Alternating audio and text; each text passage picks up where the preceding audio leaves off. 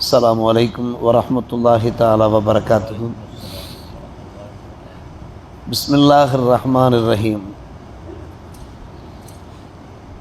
وقد ورد الخبر عن سيد البشر أنه قال صلى الله عليه وسلم: لقد شهدت مع عمومتي حلفا في دار عبد الله بن جدعان ما أحب أن لي به حمر النعم ولو دعيت به في الإسلام لأجبت. பெருமானார் ரசூலே கரீம் ஸல்லல்லாஹு அலைஹி வஸல்லம் உடைய வாழ்க்கையில் பல்வேறுபட்ட நற்குணங்களை அருங்குணங்களை நாம் காண்கிறோம். அதில் ஒரு அருமையான குணம் நீதத்தோடு அவர்கள் வாழ்ந்தது, மக்கள் மத்தியிலே நீதி நேர்மையை நிலைநாட்டியது. இந்த உம்மத்திற்கே அது ஒரு சிறந்த எடுத்துக்காட்டாக இருக்கிறது. பெருமானார் ரசூலே கரீம் ஸல்லல்லாஹு அலைஹி வஸல்லம் அவர்கள் நுபுவத்து வழங்கப்பட்டதற்கு பின்னால் தான் அவர்கள் ஆதிலாக முக்சித்தாக நடந்தார்கள் என்பது இல்லை. நுபுவத்து வழங்கப்படுவதற்கு முன்னாலேயே, நபியாக ஆக்கப்படுவதற்கு முன்னாலேயே நீதி நேர்மையோடு நடப்பது என்பது அவருடைய இரத்தத்தில் கலந்ததாக இருந்தது. இயற்கையிலேயே அந்த நல்ல குணம் இருந்தது. அதை அவர்களே விவரிக்கிறார்கள். அவர்கள் நபியாக அனுப்பப்பட்டதற்கு பின்னாலே 40 வயதுக்கு பின்னாலே அவர்கள் தெரிவிக்கிறார்கள், எனக்கு நபி நுபுவத்து பட்டம் வழங்குவதற்கு முன்னாலே அப்துல்லாஹ் இப்னு ஜுதுஆன் என்கின்ற ஒரு பெரியாருடைய வீட்டிலே வைத்து ஒரு சங்கம் துவங்கப்பட்டது. நாம் எப்படி ஏஎல்ஐ எம்கேஎஸ் சங்கங்கள் துவங்கியிருக்கிறோமோ அதே போன்று அந்த சங்கத்தில் பல்வேறுபட்ட நலத்திட்டங்கள் பகிரப்பட்டன, நலத்திட்டங்கள் வகுக்கப்பட்டன. என்ன பல நலத்திட்டங்கள் என்றால், மக்கள் பாதித்தார்கள் என்றால் மக்களுக்கு உதவுவது, அநீதம் இழைக்கப்பட்டவர்கள் அவர்களுக்கு நீதியை நிலைநாட்டி கொடுப்பது, இது போன்ற பல்வேறுபட்ட திட்டங்கள். பெருமானார் ரசூலே கரீம் ஸல்லல்லாஹு அலைஹி வஸல்லம் அவர்கள் நபியாக ஆக்கப்பட்டதற்கு பின்னாலே சொல்லுகிறார்கள், என்னுடைய செச்சாமார்களோடு அப்துல்லா இப்னு ஜுதுஆனுடைய அந்த வீட்டில் நானும் ஹாஜராயிருந்தேன். என்னுடைய இளமை பருவத்தில் நபியாக ஆக்கப்படுவதற்கு முன்பு அந்த நேரம் ஒரு பொன்னான நேரம், ஒரு அருமையான நேரம். இன்றைக்கும் நான் அதை நினைத்து பார்க்கிறேன்.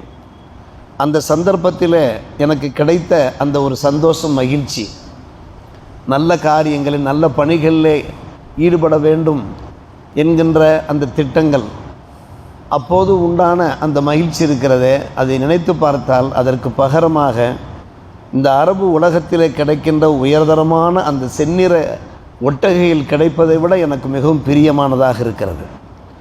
இன்றைக்கும் அந்த ஒப்பந்தங்களை அடிப்படையாக வைத்து எங்களுக்கு ஏதாவது உதவி செய்யுங்கள் என்று யாராவது கேட்டு வந்தால் உடனே நான் அவர்களுக்கு பதிலளிப்பேன் என்றார்கள் பெருமானார் ரசூலே கரீம்.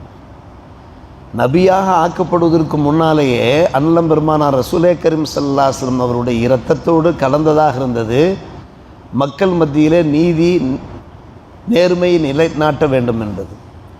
குர்ஆனிலே அன்னலாரை பார்த்தே அல்லாஹ் ஆணையிட்டான், குல் அமர ரப்பி பில்கிஸ், நபியே நீர் கூறுவீராக மக்களை பார்த்து, என்னுடைய ரப்பு நீதமாக நடக்கும்படி என்னை ஏவிருக்கிறான்.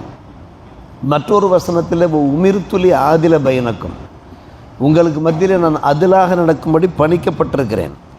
மூன்றாம் ஒரு வசனத்தில் வையின் ஹகம்த ஃபஹுக்கும் பைனகும் பில்கிஸ், மக்கள் மத்தியில் ஏதாவது பஞ்சாயத்து பண்ணினால், ஃபைசலா பண்ணினால் நீதமான முறையிலே ஃபைசலா ஹுக்கும் செய். இன்னல்லாஹ யுஹிப்புல் முக்சித்தின், யார் நீதமாக ஃபைசலா பண்ணுகிறார்களோ, பஞ்சாயத்து பண்ணுகிறார்களோ அவர்களையே நிச்சயமாக அல்லாஹ் விரும்புகிறான் என்பன போன்ற அந்த வசனங்கள் என் பெருமானாரை பார்த்து இறங்கப்பட்டன. வசனங்கள் இறங்கப்பட்டதன் அடிப்படையில் பெருமானார் ரசூலே கரீம் ஸல்லல்லாஹு அலைஹி வஸல்லம் உடைய அந்த இயற்கையான தன்மையோடு அவர்கள் நீதியை நிலைநாட்டினார்கள் இந்த உலகத்தில்.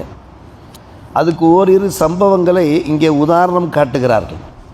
நபிகள் நாயகம் ஸல்லல்லாஹு அலைஹி வஸல்லம் அவர்கள் நுபுவத்து வழங்கப்படுவதற்கு முன்னாலேயே அவர்கள் எப்படி நடந்து கொண்டார்கள் என்பதற்கு ஓரிரு நிகழ்ச்சிகள்.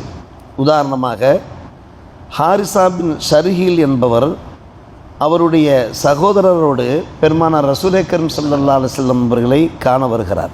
எதற்காக காண வருகிறார்? அவருடைய மகன் ஸைத் இப்னு ஹாரிஸா 8 வயசிலே அவர் காணாமல் போய்விட்டார். 8 வயசிலே காணாமல் போய் ஷாமிலே வைத்து அவர் விற்கப்பட்டிருக்கிறார். இளைஞராக விற்கப்பட்டிருக்கிறார். ஷாம் சிரியாவிலே காணாமல் ஆகிவிட்டார். உஹ்துத்திஃப என்று வருகிறது. என்று அன்னை ஹதீஜா ரலியல்லாஹு தஆலா அன்ஹா அவர்களுடைய உறவினர் ஹக்கீம் இப்னு ஹிஸாம் அவர்களுடைய மாமிதான் அன்னை ஹதீஜா. விலை கொடுத்து வாங்குகிறார் ஸைத் இப்னு ஹாரிஸாவை ஷாமிலே வைத்து. விலை கொடுத்து வாங்கி தம்முடைய அம்மத் ஹதீஜா பின்த் ஹுவைலித் அவர்களுக்கு அந்த பையனை அன்பளிப்பாக தருகிறார். பெருமானார் ரசூலே கரீம் ஸல்லல்லாஹு அலைஹி வஸல்லம் அவர்களுக்கு அன்னை ஹதீஜா ஸைத் இப்னு ஹாரிஸாவை அன்பளிப்பாக தந்து விட்டார்கள். பெருமானாருக்கு அவர் ஒரு ஹாதிமாக செயல்பட்டு கொண்டிருக்கிறார். இந்த தகவல் யாருக்கு கிடைக்கிறது? அவரை பெற்ற மகன் ஹாரிஸா பின் ஷர்ஹபீலுக்கு கிடைக்கிறது. அவர் அவருடைய நாட்டிலே வாழ்ந்து கொண்டிருக்கிறார். பெருமானாரிடமிருந்து அந்த மகனை விடுவித்து செல்வதற்காக வேண்டி நபிகள் நாயகம் ஸல்லல்லாஹு அலைஹி வஸல்லம் அவர்களிடத்தில் அவரும் அவருடைய சகோதரர் இருவரும் வருகை தருகிறார்கள். நீண்ட நெடிய காலத்திற்கு பின்னாலே தம்முடைய மகனை மீட்டு செல்வதற்காக வேண்டி வருகிறார்கள். வந்து பெருமானாரிடத்தில் பேசுகிறார். யா இப்ன சய்யித் கௌமிக் அன்தும் ஜீரானுல்லா, அல்லாவுக்கு பக்கத்து வீட்டுக்காரர்கள், தஃபக்கூனல் ஆனிய அடிமைகளை நீங்கள் விடுதலை செய்யக்கூடியவர்கள், தூய்மூனல் ஜாய பசித்தவர்களுக்கு உணவளிக்கக்கூடியவர்கள், இதோ எங்களுடைய மகனை மீட்டு செல்வதற்காக நாங்கள் வந்திருக்கிறோம், அதற்கு தேவையான ஈட்டுத் தொகையை தாங்கள் பெற்றுக்கொள்ளுங்களேன் என்று அவரிடத்தில் கேட்கிறார்கள். பெருமானார் ரசூலே கரீம் ஸல்லல்லாஹு அலைஹி வஸல்லம் அவர்கள் சரி என்று சொல்லிவிட்டார்கள். அழையுங்கள், ஸைத் இப்னு ஹாரிஸாவை அழையுங்கள் என்று கூறுகிறார்கள். அழைக்கப்படுகிறார்கள். அழைக்கப்பட்டு அவரிடத்தில் சொல்கிறார். அவரிடத்தில் ஃபதஆஹு ரசூலுல்லாஹ் ஃபலம்மா ஜமன் ஹாதானி, இதோ வந்திருக்கிற அந்த 2 பேர் யார் சொல்லு பார்ப்போம். ஏன்னால் நீண்ட காலத்திற்கு பின்னாலே ஸைத் இப்னு ஹாரிஸாவை மீட்க வருகிறார்கள். அப்போது அவர் சொல்லுகிறார், இவர் என்னுடைய தாப்பனார் ஹாரிஸா பின் ஷர்ஹபில். தந்தையை பார்க்கிறார். தந்தையை பார்த்தவனை கண்டுபிடித்து விட்டார். வஹாதா அம்மி, இவர் என்னுடைய சச்சா காப் இப்னு ஷர்ஹபில். அங்கே ஒரு மெய்சிலிர்ப்பான சம்பவம் நடக்கிறது. தன்னுடைய மகனை மீட்டு செல்வதற்காக வேண்டி வந்திருக்கிறார்கள். பெருமானார் ரசூலே கரீம் ஸல்லல்லாஹு அலைஹி வஸல்லம் முதலிலே சொல்லியிருந்தார்கள், இதோ பாருங்கள், நான் அவரை அழைக்கிறேன், அவருடைய சாய்ஸிலே விட்டுவிட வேண்டும், அவருடைய பிரியத்திலே விட்டுவிட வேண்டும். இனிக்தாரக்குமா பதாக்க, நான் பெற்றோரோடு என் தந்தைமார்களோடு நான் செல்லுகிறேன் என்றால் ஓகே, நீங்கள் அழைத்து செல்லுங்கள். ஆனால் இனிக்தாரணி, நான் இங்கே தான் இருப்பேன் என்று அவர் விரும்பினார் என்றால் வல்லா மான பில்லதி அக்தாரு அலாமன் இக்தாரணி அபதா, என்னை அவர் சூஸ் பண்ணிவிட்டார் என்றால் அவருக்கு எதிராக நான் எந்த ஒன்றும் பேச முடியாது என்கிற உத்தரவாதத்தோடு, நீங்கள் சொல்வது 100க்கு 100 நியாயம் என்று சொல்லிவிட்டார்கள் தந்தைமார்கள். இந்த இருவரும் அழைக்கப்பட்டார், வினவப்படுகிறார். அவரை பார்த்து பெருமானார் ரசூலே கரீம் ஸல்லல்லாஹு அலைஹி வஸல்லம் சொல்ல, கத ஹையர்துக்க, உங்களுடைய சாய்ஸ் தம்பி, இன்ஷீத்த தகப்தமாவுமா, பிரியப்பட்டால் நீங்கள் அந்த இருவரோடு நீங்கள் புறப்பட்டு செல்லுங்கள் உங்கள் தந்தைமார்களோடு. இன்ஷீத்த அக்கம்தமாய், நீங்கள் பிரியப்பட்டால் என்னோடு. இதுதானே நியாயமான ஒரு விஷயம். எந்த ஒன்றையும் திணிக்க முடியாதல்லவா, வற்புறுத்த முடியாதல்லவா. நீண்ட நெடிய காலம் தமது பெற்றோராக அந்த மகன் யாரை கருதி கொண்டிருக்கிறார் என்று கேட்டால் பெருமானாரையும் அன்னை ஹதீஜாவையும். எனவே நீ பிரியப்பட்டால் தங்கிக் கொள்ளலாம். ஒரே வார்த்தையிலே சொல்லிவிட்டார், பல் உக்கீமும் ஆக்க யாரை சொல்ல, நான் உங்களோடு தான் இருப்பேன் என்று சொல்லிவிட்டார். முஹப்பத்தினுடைய ஒரு விளைவு. அந்த இருவரும் சந்தோஷமாக ஏற்றுக்கொள்கிறார்கள். ஆம், ஒரு மாப்பிள்ளையை போன்று நீங்கள் இவரை வைத்திருக்கிறீர்கள், எந்த ஒரு குறையுமே இல்லை. எங்கள் வீட்டிலே இந்த மகன் இருந்தால் கூட நாங்கள் இவ்வளவு கண்ணியமாக வைத்திருப்போம், பாசமாக வைத்திருப்போம் என்று சொல்ல முடியாது.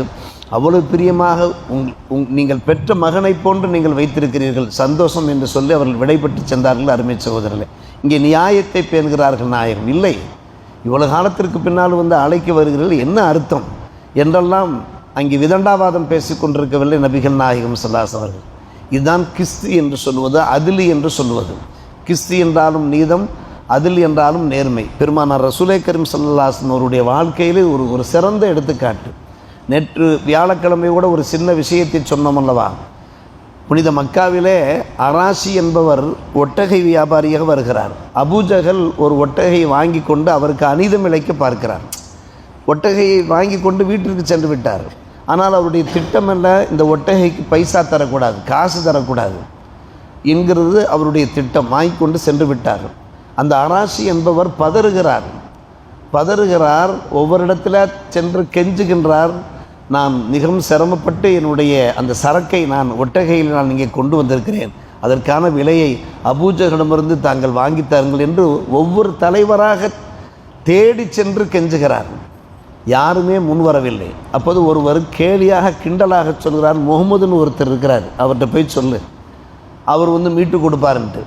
அதையும் கூட அவர்கள் நக்கலாக பேசுகிறார். காரணம், அபூஜஹலிடத்திலே சென்றால் முகமதுக்கு அவமானம்தான் ஏற்படும், நிச்சயமாக அந்த ஒட்டகைக்கான கிரயத்தை அவரால் மீட்டு கொடுக்க முடியாது என்கிற முறையிலே இஸ்தீசா சுஹ்ரியா என்பார்கள். சொல்ல பெருமானார் ரசூலே கரீம் ஸல்லல்லாஹு அலைஹி அவர்கள் அந்த அன்பரை, அந்த வியாபாரியை அழைத்து கொண்டு நேராக அபூஜஹல் வீட்டிற்கு சென்று விட்டார். இதெல்லாம் பெருமானாருக்கு நுபுவத்து வழங்கப்படுவதற்கு முன்னாலே உண்டான ஒரு சம்பவம். நமக்கு முன்னாலே ஒருவர் அநீதம் இழைக்கப்படுவதை பார்த்தோம் என்றால் நாம் வாழாது இருக்க முடியாது, நாம் சும்மா இருக்க முடியாது.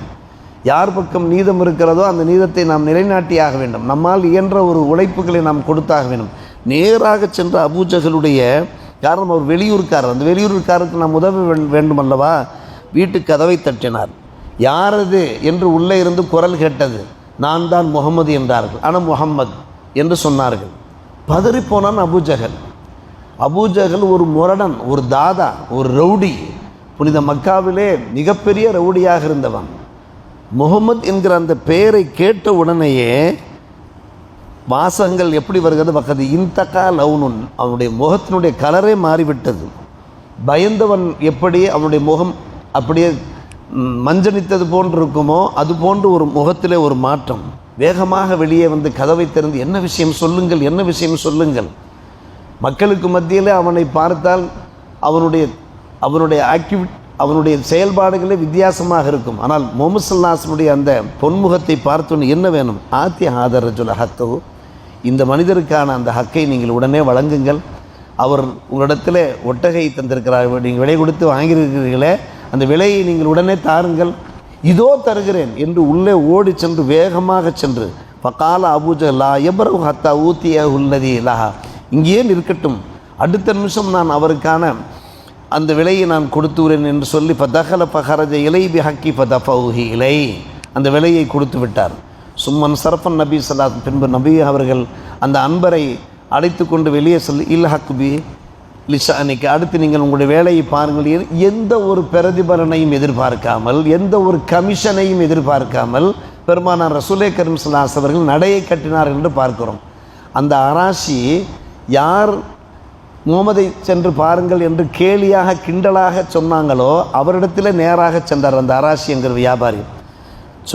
சென்று ஜஸாஹுல்லாஹு ஹைரா கத அஹதுல்லி, யார் எனக்காக உதவினாரோ அல்லாஹ் அவருக்கு நன்மையை தந்தருள்வானாக, என்னுடைய உரிமையை மீட்டு கொடுத்து விட்டார் என்று சொன்னபோது அத்தனை பேருடைய முகங்களிலேயும் அன்பான பெருமக்களே எப்படி இருந்திருக்கும் பாருங்கள்.